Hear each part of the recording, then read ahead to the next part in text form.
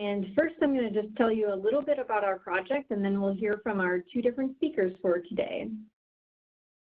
The Improving Pig Survivability Project is a 5-year interdisciplinary multi-university project funded by the National Pork Board and the Foundation for Food and Agricultural Research. The objectives of the project are to identify causative factors contributing to swine mortality in commercial production and to develop and disseminate strategies and information that can be utilized to maximize pig survival and with the goal of reducing overall mortality in the U.S. Our interdisciplinary team consists of faculty from Iowa State and Kansas State and Purdue universities.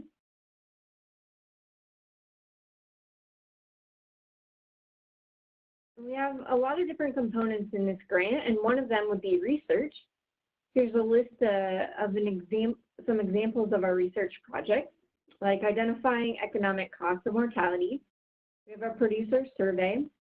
We have projects on reducing sow lameness, mitigating sow prolapses, maximizing pre-weaning piglet survival, gilt development strategies, transitioning well after weaning, early identification of sick pigs, and different treatment routes for disease outbreaks. We also are focusing on education. We have a summer internship program, and we also are training undergrads and graduate students with our research projects and our extension activities. We have an international conference on pig survivability that will be October of 2020. And we have webinars. This one will be the first, and there will be more to come over some of our research that's in the project.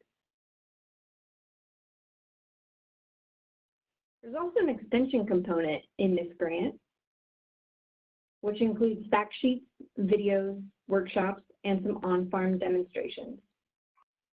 I'd like to invite you to our website, piglivability.org, where you can find a lot of our different activities and extension efforts. Today's webinar, we'll be hearing about two of our different projects. Jordan is going to share about post-weaning mortality in commercial swine production, a review of non-infectious and infectious causes. And then Edison will talk about whole herd drivers of wean-to-finish mortality. And then at the end, we should have time for questions, so feel free to put those in the chat box. So now I will turn the screen over to Jordan. Perfect. Well, thank you very much, Amanda, for the introduction. And just before we get going, I want to make sure that everybody can see my screen with the title being Post-Weaning Mortality in Commercial Swine Production. Yes, it looks great, Jordan. We can hear you. That sounds perfect. So I'll go ahead and get started with the first section of what we'll be talking about in the webinar. During this portion, I want to spend some time today talking about a literature review, which I was fortunate enough to be a part of, where we conducted, and we wanted to specifically look at factors contributing to post-weaning mortality. As we all know, mortality in general, and specifically post-weaning mortality, is extremely complex.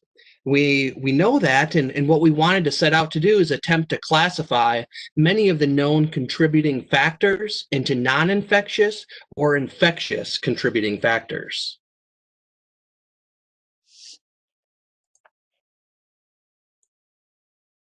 So of all the pigs that are born, only about 2/3 of those survive until the time of marketing. Roughly 1/3 are lost prematurely, either during the process of birth or sometime throughout their life. If we look at when these losses occur, about 2/3 of those either occur at birth or prior to the time of weaning, and 1/3 after the time of weaning. This indicates that birth losses and pre-weaning mortality make up a large percentage of the overall losses, but that post-weaning mortality still representing a big area for improvement within the swine industry. To date, no information is available regarding the factors contributing to post-weaning mortality in the form of meta-analysis, systematic review, or comprehensive literature review. There have been several investigations that have used data from multiple production systems and multiple sources, but that information most commonly is applied to the particular situation from which that information was gathered from. Essentially, it doesn't do a great job, and just because of the logistic challenges, to applying in a general manner across the whole United States industry. What this means is that there's a lot that we really don't know about the causes and factors contributing to post-weaning mortality.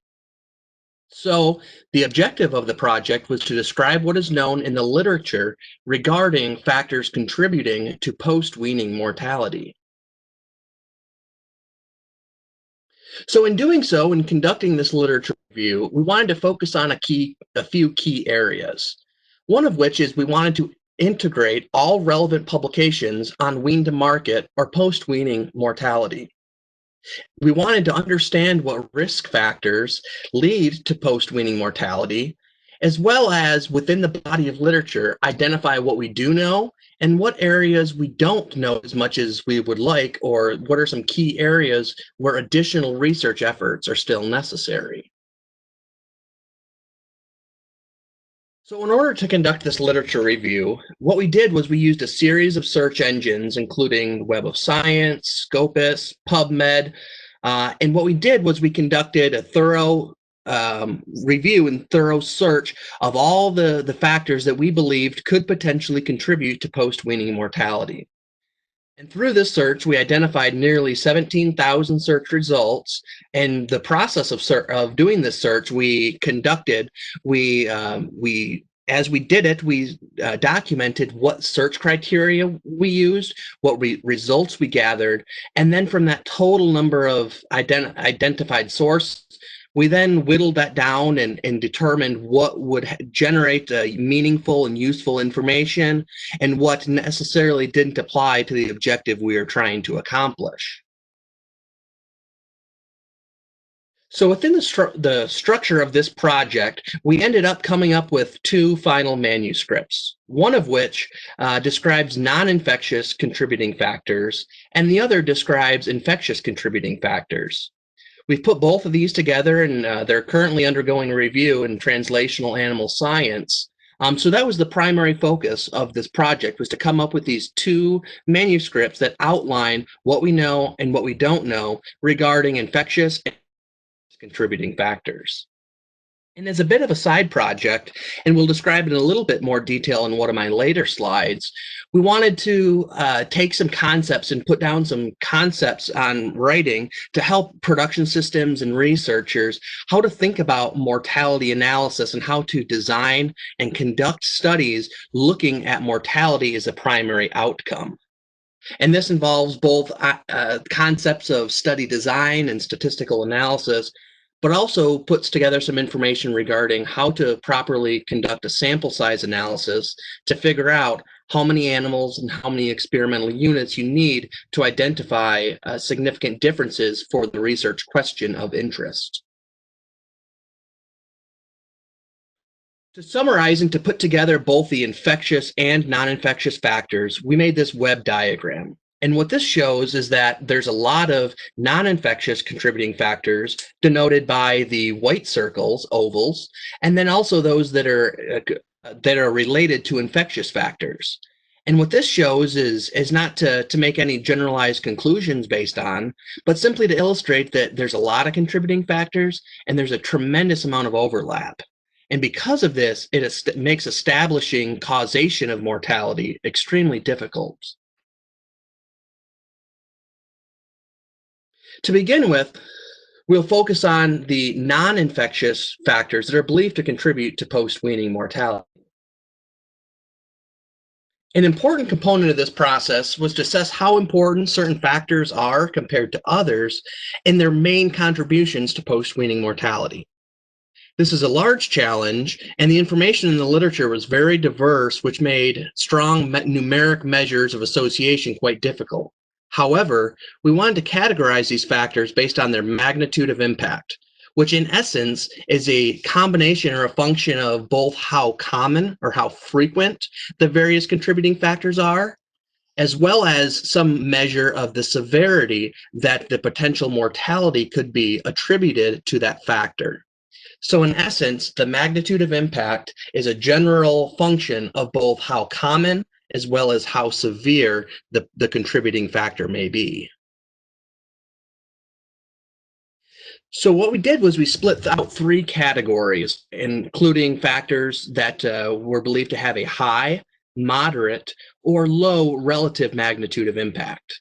Again, magnitude of impact is a general indicator of how post-weaning mortality levels can be impacted by changing that specific factor.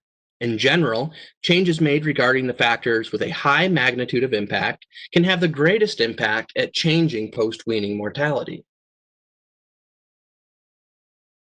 Factors associated with a high magnitude of impact include birth weight, weaning age and weight, pre-weaning management, such as colostrum management, cross-fostering, as well as the season. This means that most of the non-infectious factors that have the greatest impact on post-weaning mortality actually occur or happen prior to the time of weaning. And this was a very important part that going through this process, we came to realize that some of the biggest impacts on post-weaning mortality actually are set up by events that occur early in that young pig's life. Factors associated with a moderate magnitude of impact include acute abdominal incidents, more commonly referred to as gastric or mesenteric torsions, prolapse, gastric ulcers, various toxicities, and various nutritional inadequacies, such as the gross formulation or feed manufacture mistakes regarding calcium to phosphorus, or complete lack of vitamin E or selenium. And those factors that are associated with a low magnitude of impact include group size, transportation losses, as well as various facility and environmental factors. So specifically regarding the non-infectious contributing factors, what does this information mean for researchers, pork producers, and the industry as a whole? In general, there's still a lot of information that remains unknown. Much of this is due to the fact that the impact of non-infectious causes are very dependent on the production setting, as well as numerous interactions with other factors. Further research is necessary to reduce the overall impact of post-weaning mortality, and in the context of non-infectious factors, research and management efforts should focus on factors with a high magnitude of impact. Again, those were those events that happen early in that young pig's life, including birth weight, pre-weaning management, as well as weaning age and weaning weight. So to transition now and talk about the infectious contributing factors, a common way to think about and summarize and learn diseases is to use a systems-based approach. Various systems that diseases can affect include the respiratory system, the digestive system, as well as certain disease processes that affect multiple body systems. However, when we're thinking about this, the challenge and the concept of infectious factors contributing to mortality for the current literature review, we wanted to describe disease by their level of relative importance. We found it more practical and useful for this setting to categorize them based on the response that the industry typically takes when dealing with these various etiologies. For example, the response to some diseases include very aggressive response measures like herd depopulation, while many diseases are eliminated over time, and some diseases are often managed without depopulation nor elimination strategies. So we grouped infectious causes of mortality into these three main categories. Some of the common diseases that are managed with depopulation include swine dysentery, APP, pseudorabies virus, and likely any foreign animal disease such as ASF, CSF, foot and mouth disease, if they were ever to be found in the United States. If a herd has these different etiologies, it's very important, and the best response to controlling them in many cases is depopulating that affected herd.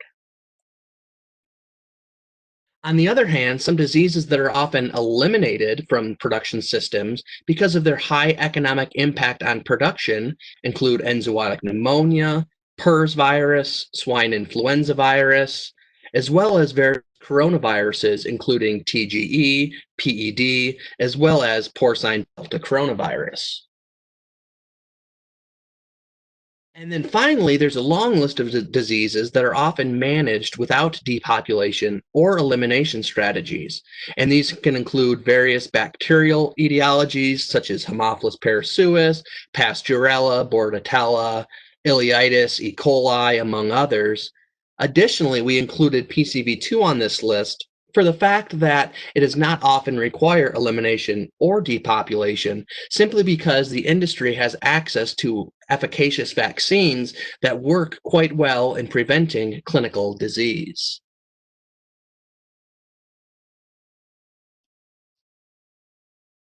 So regarding specifically infectious factors, what does this mean for the industry? Post-weaning mortality is often multifactorial and can involve several infectious and non-infectious factors.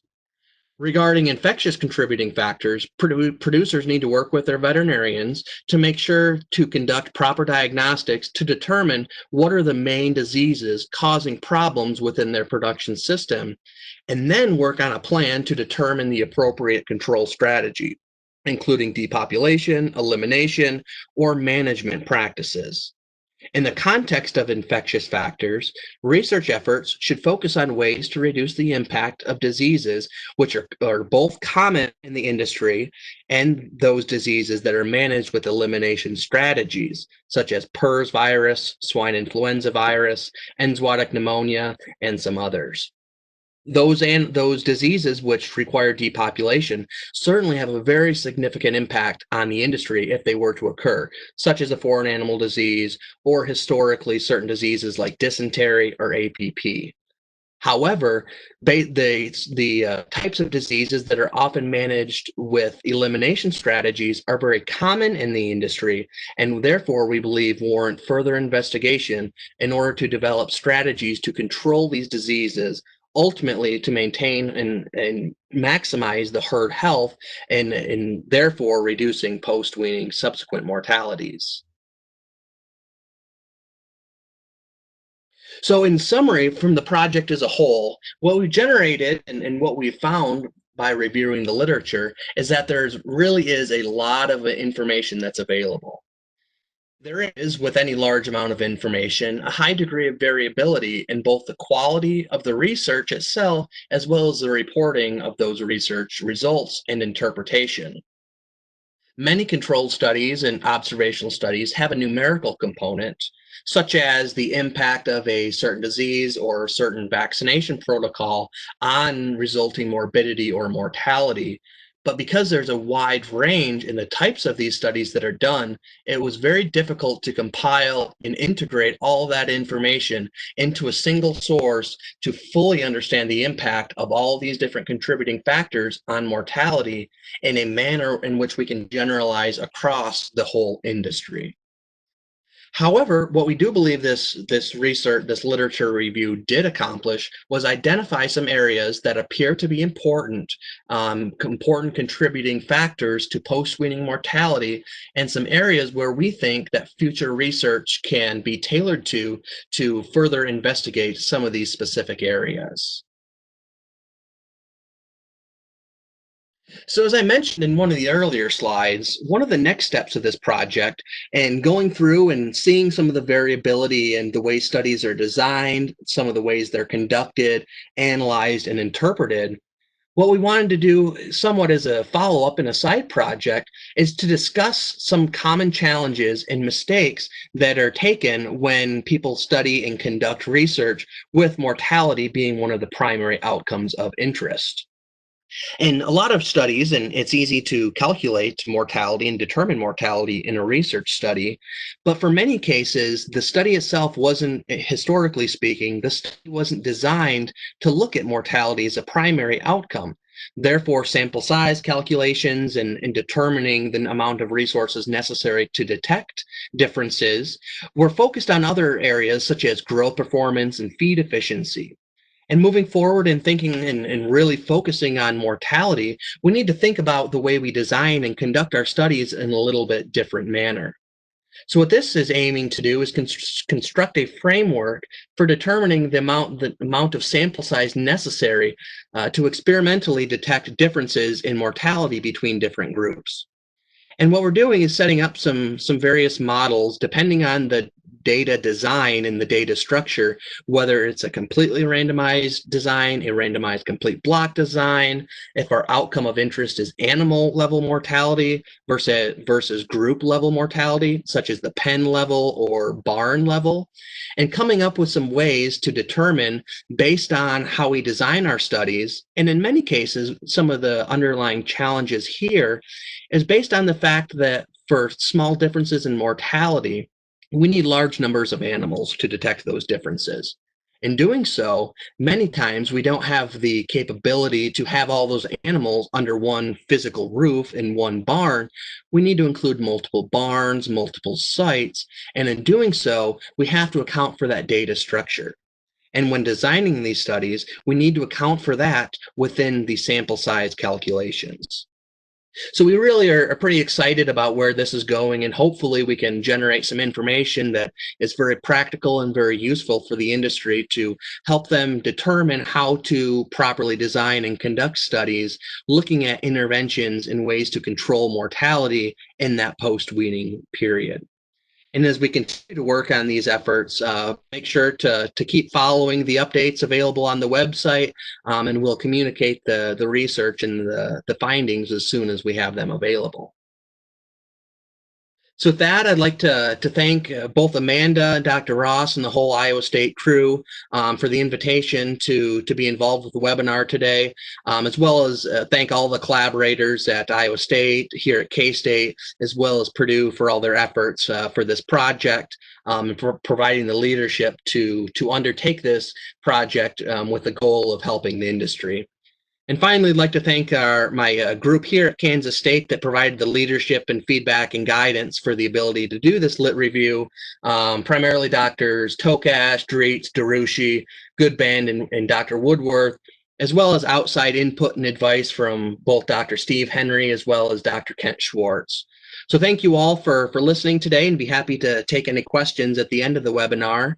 And thanks all, and please let us know if you have any questions. Thank you. Thank you so much, Jordan. I'll have you stop sharing, and then we'll transition to Edison. I did have, while we're doing that, I did have one question come in, and it was, what would all be included in the facility and environmental factors?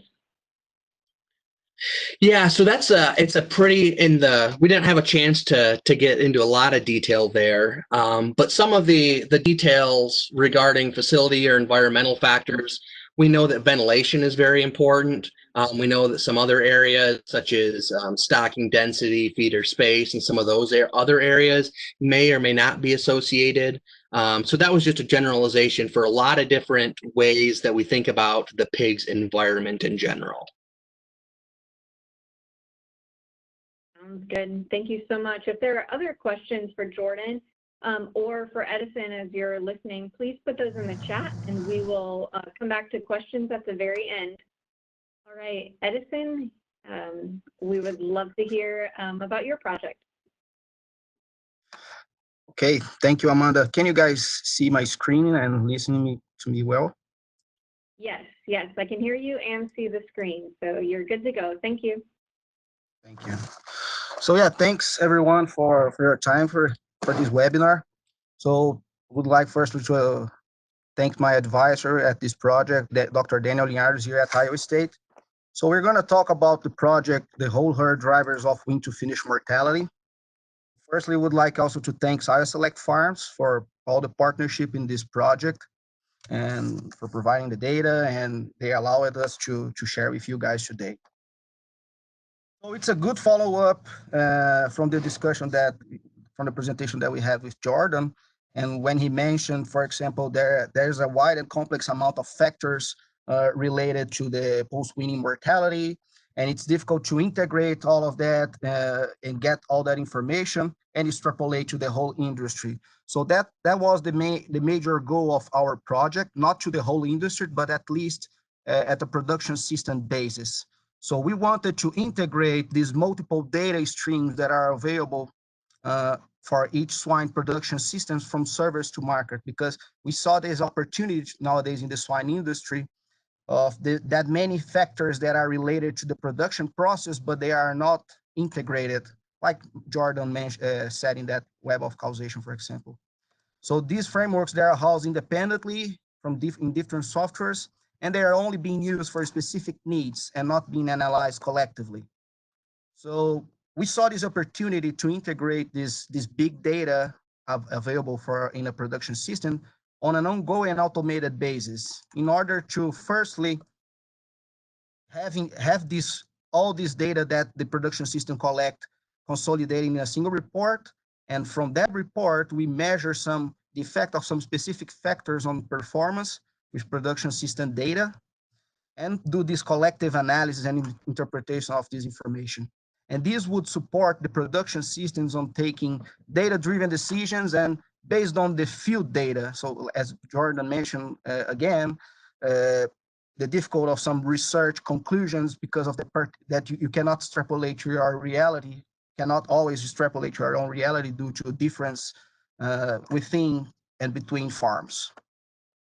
So the first objective of this project was to develop this automated model. So we use SAS statistical software to capture and merge multiple data streams from a production systems and generate a cohort or a single report where we would concatenate all the data streams available in a production system and integrate all that information for the groups of weaned pigs, and each closeout, each group that went to the market would have all the retrospective information from service to market. So everything that happens since the service in the sow farm until the market moment. The second objective was to apply a statistical analysis of the data in this cohort, in this combined data set, in order to measure some specific parameters association with wean-to-finish mortality and to forecast closeout mortality based on multiple variable model. For this analysis, we worked with closeouts, groups that went to the market, almost 1,300 closeouts from July 2018 to June 2019. Gather information from breeding to wean productivity parameters, breeding to wean and grown pig health status, infrastructure information, pig flow management, and the closeout data of the groups. And those closeouts came from single and multiple sow farms, as well as single or commingling nurseries groups. And the outcome here that we chose for this analysis was the wean-to-finish mortality, because we do believe that it's a good proxy of performance on the growing phase. So we can see here regarding, like Jordan showed in that slide, regarding the factors associated with the mortality, we can see the many data streams are available in a production system that they collect. So the closeouts information, sow farm information, management structure, health status, diagnostic, everything in different reports coming from different sources. So the objective and what we did was to develop a SAS algorithms to automate the integration of these data streams into a single data set. And here it's another problem, another difficulty that we have is that, for example, within the productivity information, we have pigs until from the service to the market point, we have pigs coming from single or multiple sow farms. We have nurseries from single finishers, going to multiple finishers, single and double stocks. So there's a difficulty of aggregating and allotting all the information that are collected from different data streams into every cohort, to the respective cohort. So our SAS algorithms were able to integrate and consolidate into a single report. And the second objective was to do a statistical analysis in this single data set using the retrospective data of the closeouts in order to measure the association of some specific parameters. And in the end, we did a multiple variable analysis in order to forecast the closeout overall mortality. So when we did this, measure the effect of specific parameters, we saw, like Jordan's showed in the parameters, that there's a high impact on mortality. We saw that sow farm productivity parameters, they are highly associated with downstream with wean-to-finish mortality. So for example, here, total born, in the x-axis, we have the total born average of the weaned groups, and we have in the y-axis their respective wean-to-finish mortality at the end of when they went to the market. So the overall average of each group, each closeout. So we can see here that with there's association of having a better total born, a higher total born, those pigs, they have a lowest wean-to-finish mortality downstream. The same thing here, but in this case for annualized sow death rate. So the sow death rate that was happening in the week of the weaning, and we could see that pigs that were weaned and this annualized sow death rate in that week was higher than 16.7%. There was an association with higher wean-to-finish mortality for those closeouts. Same thing here for fairing rate. As we increase the fairing rate, there's an association of better performance, lower wean-to-finish mortality downstream. And we also saw that parameters associated to health status at the sow farm, they associated with wean-to-finish mortality. So for example, PERS status at the weaning point. So we could see that groups that were weaned with unstable status for PERS, they had the highest wean-to-finish mortality downstream. And those groups with negative or stable status, there wasn't a statistical difference here, and they were lower compared to unstable groups. And we saw the same pattern here, for example, for mycoplasma, the epidemic or unstable groups for mycoplasma, they had the worst wean-to-finish mortality. So what I just showed to you guys is just an example of what the analysis that we can do with all the parameters that we collect. So we saw that for sow farm and productivity and health parameters, but in the end of this analysis, we wanted to forecast the overall mortality of the groups. So here in the right chart, we have all the parameters that we measured. We did the same analysis that I just mentioned in the previous slides. And we, based on the eligibility criteria and trying avoiding multicollinearities and not to overfit the model, we chose a combination of parameters, those who are the ones that are in green, to do a multiple variable analysis. And we did in this case, a multiple regression analysis. And we did this, in order to forecast, we have to do this 5-fold cross-validation. So basically what this analysis does is, based on the combination of parameters that I just showed to you guys, the model predict or forecast what it will be the mortality of those groups based on the parameters, and compare to the actual mortality that really happened in those groups. And each circle here is a closeout. And the predictive power of our multiple variable model was around 71%. So based on the combination of parameters that I just showed you, the predictive power to forecast was 71%. And a new step that we are just including, these are some preliminary results. We are including diagnostic codes information. What are diagnostic codes information? Basically, diagnostic codes, it's every information, every tissue submission from the production system to the VDL, in this case to iState VDL. For each tissue submitted, it would have the diagnosticians at the VDL would assign what were the pathogens identified in each case. And we wanted to automate the inclusion of this another data stream, the diagnostic code information, for this production system in the previous model, and do the analysis in a collective way. So here are some preliminary results. Just to understand, so we have the pigs in the sow farms, they are weaned and they go for a nursery. And for example, this group in the nursery have one tissue submission. And this group sent pigs to 3 different finishers.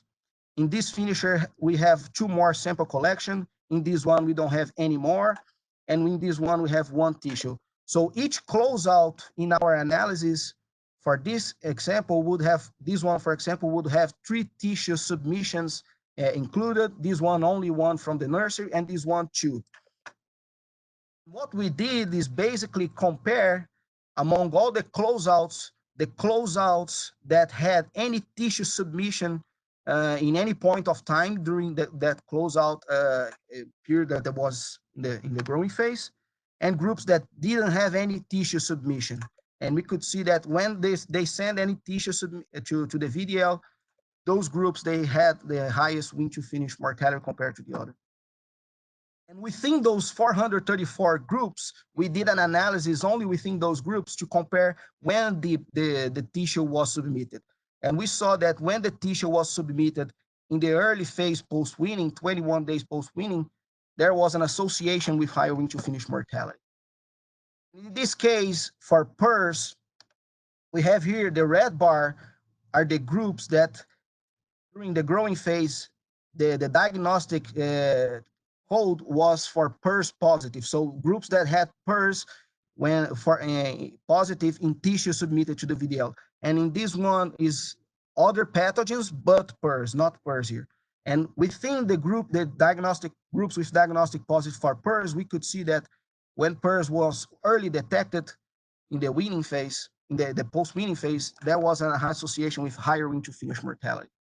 And we can compare, we can do some combination of some patterns. For example, closeouts that didn't have any PRRS and flu, closeouts that had only flu detected in tissue submitted, only PRRS and flu. And we could see that PRRS is always higher. Just to remember that the diagnostic codes, the groups that didn't have any tissue submission, the mortality was 8.18.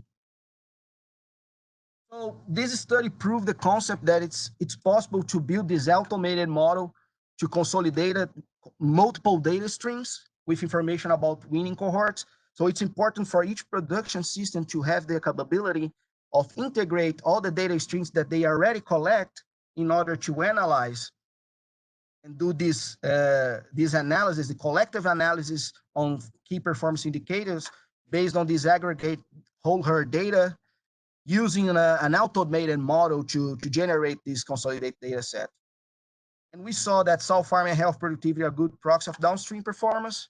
We could predict the downstream performance of the weaned groups with 71% of predictive power. And this could help, for example, based on the weaning information, we tag or identify the weaned groups with high or low risk of downstream performance, of worse downstream performance.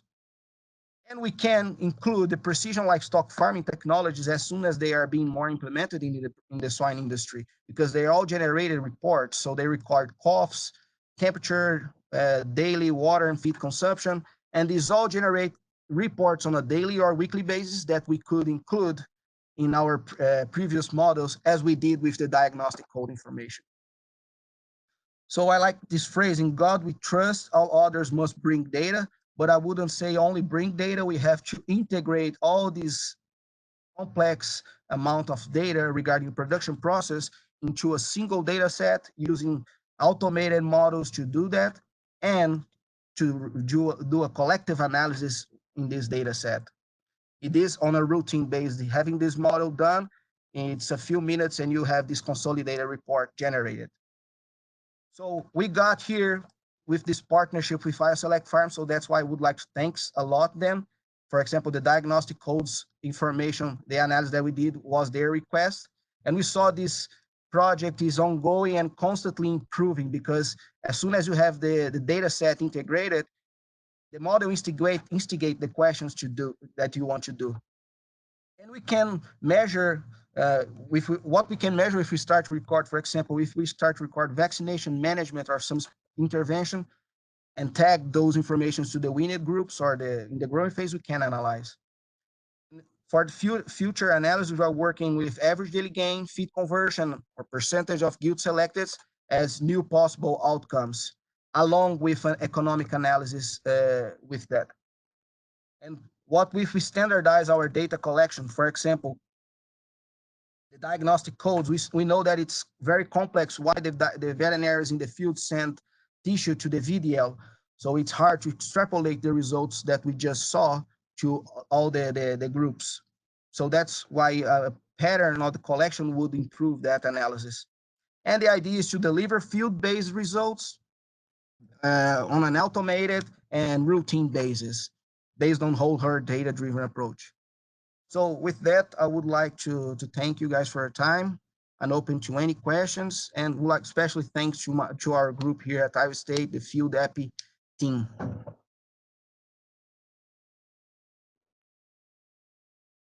Thank you so much, Edison. Now, I have had a few questions come in, and so we'll go through some of those. Some are for Jordan and some are for Edison. So a question for Jordan. Considering birth weight is an important factor for pig survivability, what would you say is the minimum birth weight acceptable for piglets? Yeah, it's a good question. And it all goes back to what we want as a goal and what we have the ability to change and what we don't. Birth weight is one of those things that there's not a whole lot of strategies that you can do to go about changing that. Genetic advancement is probably one of the biggest contributors there. But there is some nice data that show that somewhere around that 1,000-gram mark, the mortality, both on a pre-weaning as well as long-term mortality, significantly increases once that animal decreases below about a kilogram of birth weight. So that some of that data is out there, and there really are some pretty cool data sets that do demonstrate that quite nicely. Thank you. I have one here for Edison. Can your system ultimately be used to identify key point indicators in real time with which to monitor with statistical processing control, so SPC interventions to evaluate and monitor continuous improvement as a type of dashboard?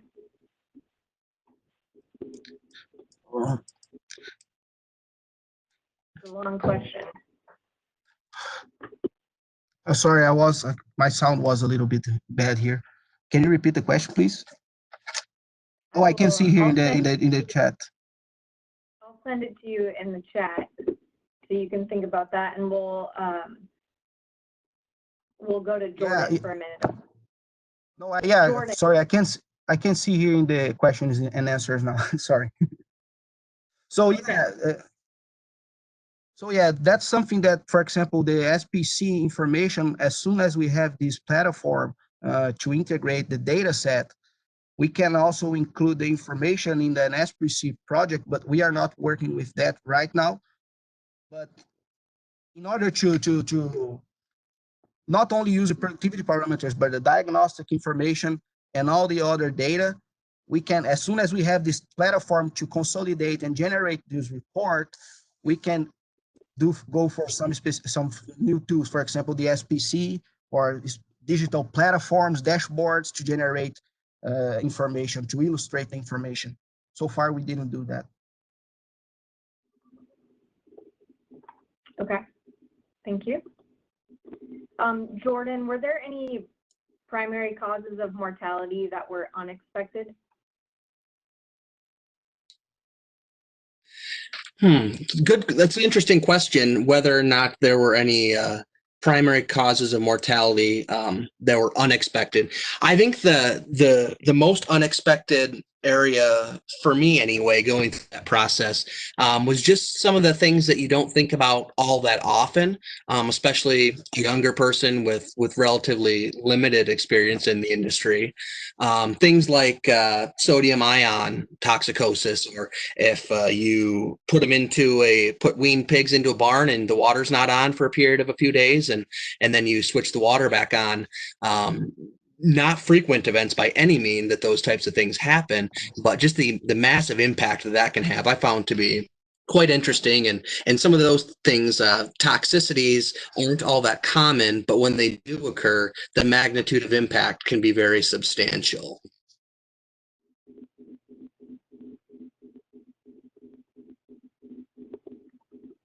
Right. Thank you very much.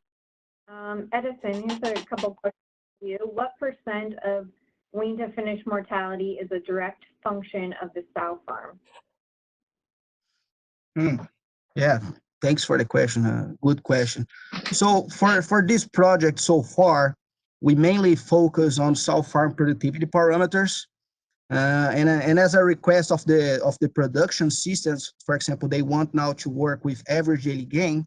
So we would have to include more the growing phase parameters in the analysis. We didn't do, we focus mainly in this first step in the sow farm productivity parameters because of their highly associated with the mortality. And for example, if we work with square foot per pig in the growing phase, this is highly dependent on the quality of the weaned pigs, for example, and many other factors. So that's something that we are going to start work now, especially because the next outcome is the average daily gain. So to include more the growing phase parameters. So I wouldn't have now the percentage because we mainly focus on sow farming for this analysis that I just showed.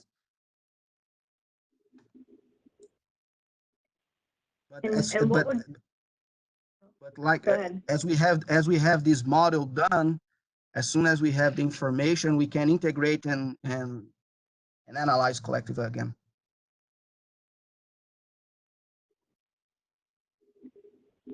And so, Edison, do you know what is the relationship or the correlation of mortality to gain and feed conversion?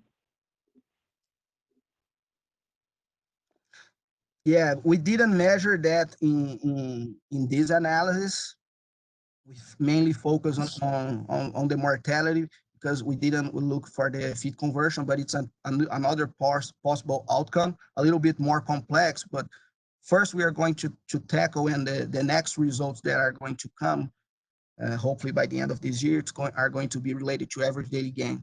But I would assume that, for example, as we saw previously, that influenza alone, the groups with influenza being diagnosed in tissue submission, the wean-to-finish mortality wasn't that high. But I would suppose that maybe if we do for average daily gain, we would see some impact. Mm-hmm. Another question here, is there a correlation between increased sow mortality rate and lactation piglet mortality?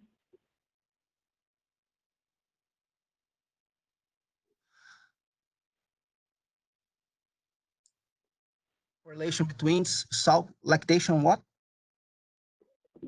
Sorry, my audio is... It's okay. Sow mortality rate and lactation piglet mortality. Yeah, we saw, for example, that most of those sow farms, when they had the annualized sow death rate was higher, we could see that. I don't have this analysis here for this presentation, but if someone has an interest, but there was an association for an interaction between those groups with high sow mortality rate. The piglet mortality during the lactation was also higher. Mm-hmm. Got it. Have you thought about including slaughter data in your model? Yeah, that's a good information. That's a good point, but we didn't do in this step. So, like I said, this is just we are just scratching the surface. So we mainly focus on sow farm, but for sure, now that we have the whole information from service to market, we could put more information related to the market point of time and analyze that. But yeah, that's a good thought to include.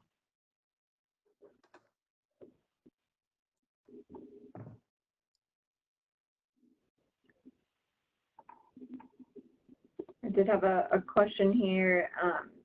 In the multivariable model, what was the top 3 to 5 variables that explained most of the variation in wean-to-finish mortality? So I have here, let me see. Can you guys still see my screen? Yes.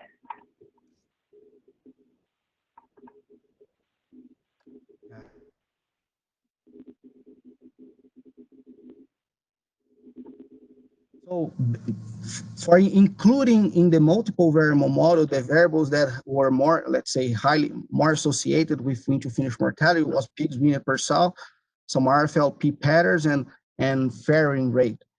But when we did, I can also, if someone has more interest in the multiple variable analysis, the variables that were more highly associated was the weaning mortality, pigs weaned per sow, and the interaction between PRRS and birth loss. The multiple variable model. Those one that I showed was the one that we chose for being part of this analysis.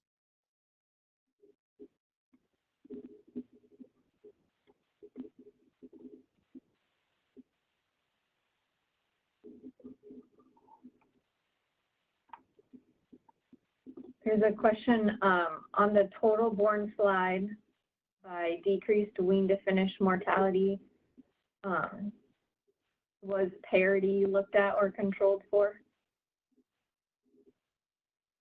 No, so for this analysis here, we didn't stratify or did any interaction with the parity in this case. We would have to do a separate analysis only of parity or the interaction between the total born and the parity. But this one is not the interaction of total born and parity. When we did only for parity, we saw that there was a younger, the younger parity, let's say like that, there was an association with higher wean-to-finish mortality, but it wasn't statistical significant. But there was a difference on the number, but not statistically. But this is only total born and wean-to-finish mortality, not looking for parity.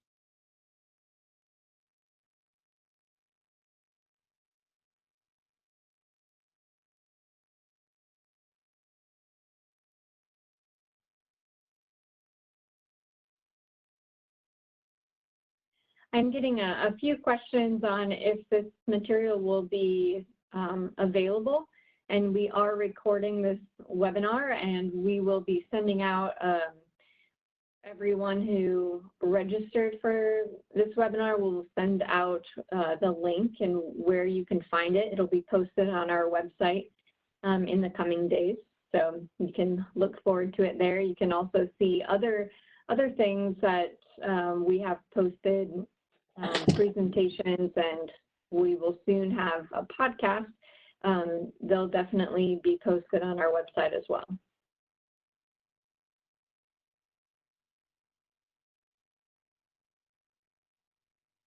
So thank you all for participating and for all of your questions. If you continue to have more questions, you can contact the speakers directly.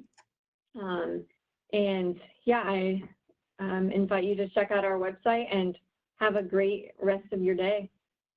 So thank you all. Thank you. Thank you all.